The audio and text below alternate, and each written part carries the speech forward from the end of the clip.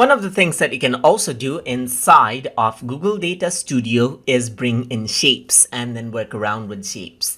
So to do that, you need to go around over here on the top where you see shapes. And then if you were to click over here, you can see that you can click on rectangle. And then once you do that, what happens is that you can click and drag around to bring in a rectangle over here. So once you bring in shapes on the right hand side, you can go around and select out the color that you want the shape to have. You can also go around over here and change around the opacity of the shape. Opacity meaning, let me just go around and bring in a circle right here. So if I were to go around and change the opacity, you can see that it becomes see-through.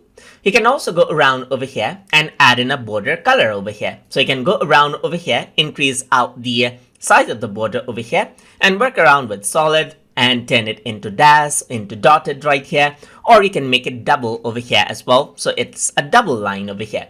So I'm just going to go around and keep it to 5, and then I'm going to keep it dotted just like this. You can also go around, add in border shadows over here. So you can go around and see some shadows around as well.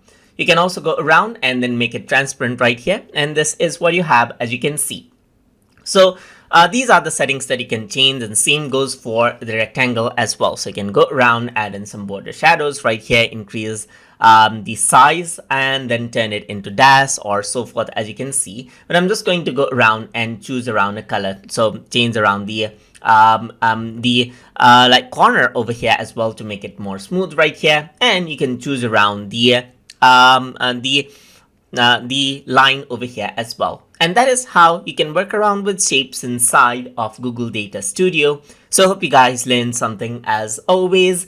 And as always, please like, comment, share, and subscribe.